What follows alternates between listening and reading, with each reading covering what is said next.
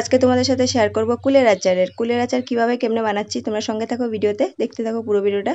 তো কুলগুলোকে আমি আমাদের বাড়ির পিছনেই কুলের গাছ আছে, ওখান থেকে আমি কুলগুলো তুলে তুলে শুকিয়ে রাখলাম অনেক দিন থেকে। তারপরে এটাকে আজকে হলো কুলের আচার করব। তাই দেখো, কুলগুলোকে প্রথমে সব ধুয়ে নিয়েছি, ধুয়ে পরিষ্কার করে হালকা আবার রোদে দিয়েছিলাম জলগুলো টানার জন্য, শুকানোর জন্য। তো দেখো, এদিকে আমি শুকনো কলা ভেজে নিয়েছি, মুড়ি, গোটা জিরে, শুকনো লঙ্কা এগুলো ভেজে গুঁড়ো করে নিয়েছি শিলনোড়ায়।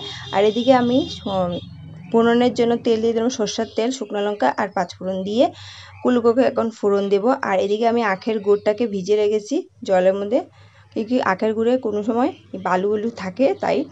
আর তারপরে দেখো, এখন কুলটাকে একটু কষাবো। তারপরে এখানে দিয়ে দেবো এখন আখের গুড় দিয়ে দিব, নুন দিয়ে দিব, দিয়ে এখন কষাতে থাকবো। কষাতে কষাতে যখন টেনে যাবে তারপরে দিয়ে দিব একটু, তারপরে ভাজা মশলাগুলো দিয়ে দিব গুঁড়ো করা, দিয়ে কষাতে থাকবো। তারপরে আমার কুলের আচার রেডি বানিয়ে। তো আশা করি তোমাদের আমার কুলের আচারটা ভালো লেগেছে। ভালো লাগে থেকে লাইক কমেন্ট শেয়ার করে দিও। চ্যানেল নতুন আছে চ্যানেলটিকে সাবস্ক্রাইব করে দিও, পেজতে গেলে পেজটাকে ফলো করে দিও। দেখা হচ্ছে পরের কোনো রেসিপি ব্লগ নিয়ে, আচারের ব্লগ নিয়ে। তো দেখো, আমি এটাকে আজকে আমার আচার বানানো হয়ে গেছে, তখন আমি এটাকে মানে ঠান্ডা হয়ে গেলে বয়ামে ভরে নিব, কাঁচের বয়ামে। আর কাঁচের বয়ামে রেখে দিলে অনেক দিন রাখা যায়, আর মাঝে মধ্যে রোদে দিলে মানে কি আচারটা অনেক দিন রেখে খাওয়া যায়। আমি এখনও খাচ্ছি, বয়ামে ভরে রেখে দিয়েছি আর মাঝে মধ্যে রোদে দিয়ে দিই।